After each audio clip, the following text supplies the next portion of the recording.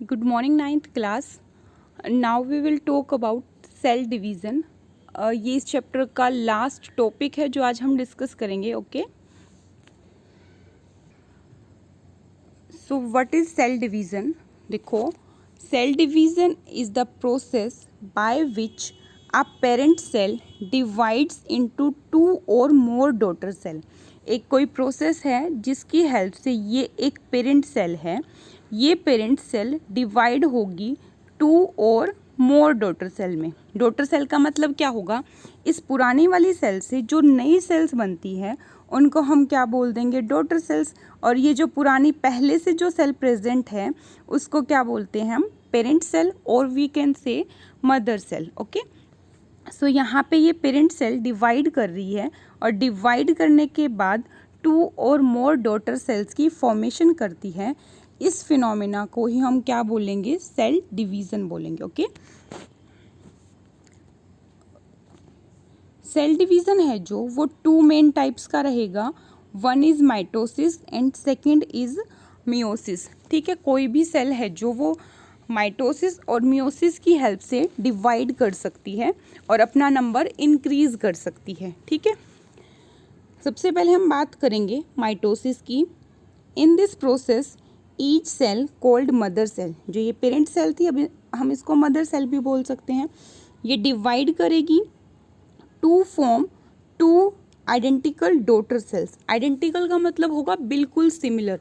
ठीक है, जैसी shape size structure parent cell की है, जो नई डॉटर सेल्स बनेंगी उनकी भी शेप साइज स्ट्रक्चर इंटरनल जो मटेरियल है वो बिल्कुल सिमिलर होगा. ठीक है, सो सपोज करो ये एक पेरेंट सेल थी, ये पेरेंट सेल ने क्या किया? सेल डिवीज़न किया. कौन से वाला सेल डिवीज़न कर रही है? ये माइटोसिस कर रही है और उसके बाद दो नई सेल्स की फॉर्मेशन कर रही है, मतलब कि दो डॉटर सेल्स यहाँ पे फॉर्म होगी और ये जो डॉटर सेल्स बनी है ये अपनी पेरेंट सेल को रिजेंबल करेंगी, मीन्स वैसी ही दिखेंगी जैसी पेरेंट सेल दिख रही थी. Okay, daughter cells have the same number of chromosomes as mother cell.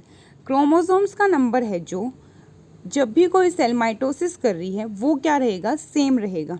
इस सेल के पास अगर 46 क्रोमोसोम थे तो जो नई डॉटर सेल्स बन रही है उनके पास भी कितने कितने क्रोमोसोम्स आएंगे? 46 क्रोमोसोम मिलेंगे. ओके, हम एक बार क्रोमोसोम्स को समझेंगे कि क्या स्ट्रक्चर्स हैं ये. सपोज करो ये हमारे पास एक सेल है और उस सेल में न्यूक्लियस है ये. ठीक है, सेल के न्यूक्लियस में कुछ थ्रेड लाइक स्ट्रक्चर्स प्रेजेंट होती हैं जिनको हम बोलेंगे क्रोमेटिन मटेरियल. ठीक है, thread like structures present inside a nucleus is called chromatin material.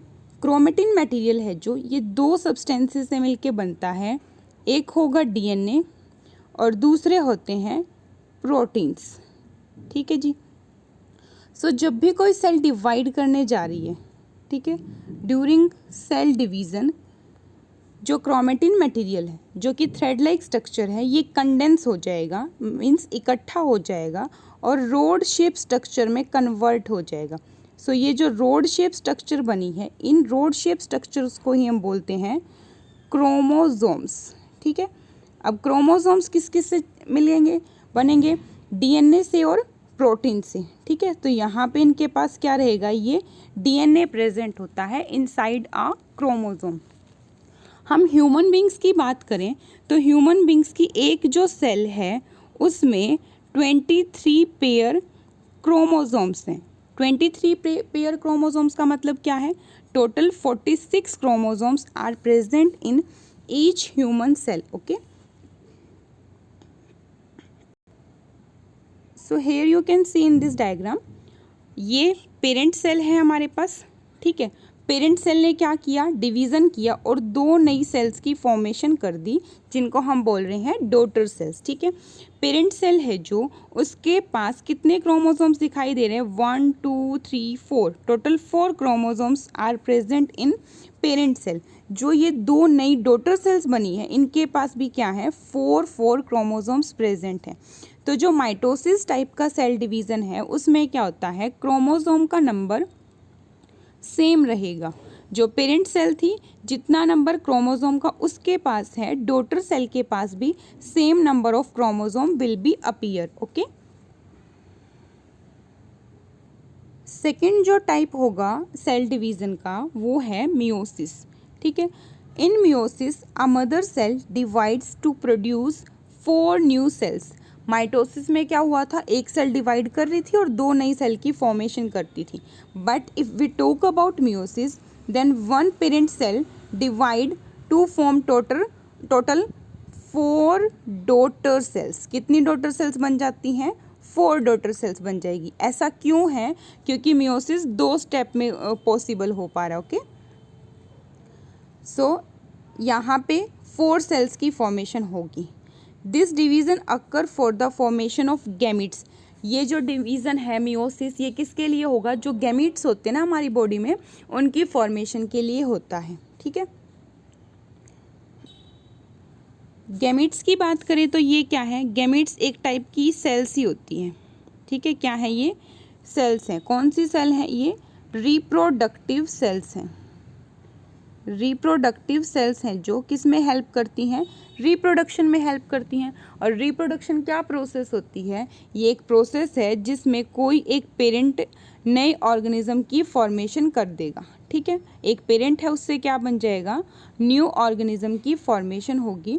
इस प्रोसेस को क्या बोलते हैं हम, रिप्रोडक्शन बोलते हैं। ठीक है, तो जब भी कोई ऑर्गेनिज्म सेक्सुअल रिप्रोडक्शन करेगा, ठीक है, 2 टाइप का होगा रिप्रोडक्शन, एसेक्सुअल और सेक्सुअल। एसेक्सुअल में सिर्फ सिंगल पेरेंट है, वो क्या करता है, नए ऑर्गेनिज्म की फॉर्मेशन कर देगा। बट जब हम सेक्सुअल रिप्रोडक्शन की बात करेंगे तो उसमें 2 ऑर्गेनिज्म है जो उनकी हेल्प से नए ऑर्गेनिज्म की फॉर्मेशन होगी।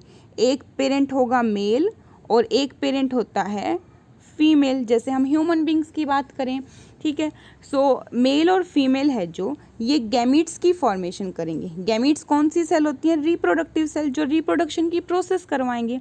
सो जो मेल है वो स्पर्म को प्रोड्यूस करेगा, स्पर्म क्या है, मेल गैमीट है। फीमेल है जो वो ओवम को प्रोड्यूस करेगी, ओवम क्या है, फीमेल का गैमीट है। ठीक है, हम सेक्सुअल रिप्रोडक्शन की बात कर रहे हैं। सेक्सुअल रिप्रोडक्शन में 2 पेरेंट चाहिए होते हैं, एक मेल और एक फीमेल। मेल क्या करेगा, गैमीट बनाएगा, ठीक है, और फीमेल भी क्या करेगी, गैमीट बनाएगी। ये दोनों गैमीट जॉइन होंगे, फ्यूज़ हो जाएंगे, जुड़ जाएंगे, और इनकी फ्यूज़न से क्या बनता है, एक न्यू ऑर्गेनिज्म की फॉर्मेशन होगी। ठीक है, सो गैमीट्स क्या होते हैं, रिप्रोडक्टिव सेल्स हैं जिनके जॉइन होने से नए ऑर्गेनिज्म की फॉर्मेशन हो जाती है। ओके, अभी हमने माइटोसिस में डिस्कस किया था कि क्रोमोसोम का जो नंबर है वो सेम रहेगा डॉटर सेल्स में। बट जो मियोसिस है वहाँ पे क्या होगा, जो नई सेल्स बनेगी उनके पास सिर्फ हाफ नंबर ऑफ क्रोमोसोम्स ही आएंगे अपनी मदर सेल से। सपोज करो जो मदर सेल थी उसके पास 46 क्रोमोसोम थे। सो जो नई सेल्स बनेगी उनके पास इसका हाफ कितना, सिर्फ 23 क्रोमोसोम्स ही आ पाएंगे। ठीक है, सो मियोसिस में क्या होता है, क्रोमोसोम का नंबर हाफ होगा। ये जो डिवीज़न है गैमीट की फॉर्मेशन के लिए होता था, तो ये मेल गैमीट और फीमेल गैमीट बन जाएंगे। 23 के साथ ही मेल गैमीट, 23 के साथ ही फीमेल गैमीट, तो 23 जॉइन हुए। ठीक है, और फ्यूज़न हुई इनकी, और इनसे जो नया ऑर्गेनिज्म बना वो कितने क्रोमोसोम के साथ बन जाएगा, 46 के साथ बन जाएगा। इसीलिए जो गैमीट सेल होती है उसमें हमें क्रोमोसोम का नंबर हाफ करना होता है, क्योंकि गैमीट सेल फिर जॉइन होके जो नई सेल बनाएंगी उसके पास क्रोमोसोम का नंबर अपने आप ही इंक्रीज़ हो जाएगा, क्योंकि वो प्लस होंगे दोनों के क्रोमोसोम्स नंबर। ठीक है, अगर यहाँ पे हमारे पास 46 क्रोमोसोम बनते गैमीट के पास, 46 यहाँ 46 यहाँ, तो जो नया ऑर्गेनिज्म बनता उसके पास तो 92 क्रोमोसोम्स आ जाते, और 92 क्रोमोसोम्स के साथ तो कोई भी ह्यूमन बींग्स नहीं होगा। उनके पास तो मैक्सिमम कितने आ गए, 46 क्रोमोसोम नंबर पॉसिबल है। ओके, सो जो मियोसिस है वहाँ पे क्रोमोसोम का नंबर क्या हो जाता है, हाफ होगा। बट जो माइटोसिस है वहाँ पे क्रोमोसोम का नंबर ऑलवेज सेम रहेगा। माइटोसिस में एक सेल से कितनी सेल बन जाती थी, 2 नई सेल्स बनती थी। बट मियोसिस में एक जो सेल है उससे टोटल 4 नई सेल्स की फॉर्मेशन होगी। ठीक है, मियोसिस है जो ये 2 स्टेप्स में होती है, मियोसिस 1 एंड मियोसिस 2। यहाँ मियोसिस का डायग्रामेटिक व्यू दिया गया है। ये हमारे पास पेरेंट सेल थी जिसमें 4 क्रोमोसोम प्रेजेंट थे, ठीक है। अब ये पेरेंट सेल ने क्या किया, मियोसिस 1 किया। मियोसिस को कंप्लीट करने के लिए पहले हमें मियोसिस 1 करना पड़ता है, फिर मियोसिस 2 करना पड़ता है। ओके, सो मियोसिस 1 से 2 नई सेल बनती हैं और दोनों नई सेल के पास आप देख सकते हो क्रोमोसोम कितने कितने आए हैं, 2 chromosome in each cell. So chromosome का नंबर यहाँ पे क्या हो गया, हाफ हो गया। अब ये जो 2 नई सेल बनी है ये नेक्स्ट डिवीजन करेंगी, कौन सा, मियोसिस 2। दोनों क्या कर रही हैं, मियोसिस 2 करती हैं और मियोसिस 2 से यहाँ पे इस सेल से ये 2 नई सेल की फॉर्मेशन हो गई है, ठीक है। और सेम इस सेल से भी क्या हुआ, ये 2 नई सेल्स की फॉर्मेशन हो गई है। सो टोटल हमारे पास 4 सेल्स बनेगी जब मियोसिस कंप्लीट हो जाएगा, ठीक है। जब माइटोसिस कंप्लीट होता है तो कितनी सेल्स की फॉर्मेशन होती है, सिर्फ 2 सेल्स की फॉर्मेशन होती है। बट मियोसिस है जो उसके 2 स्टेप्स थे, तो टोटल कितनी सेल्स की फॉर्मेशन हुई, एक मियोसिस के कंप्लीट होने के बाद 4 सेल्स की फॉर्मेशन होगी। ओके,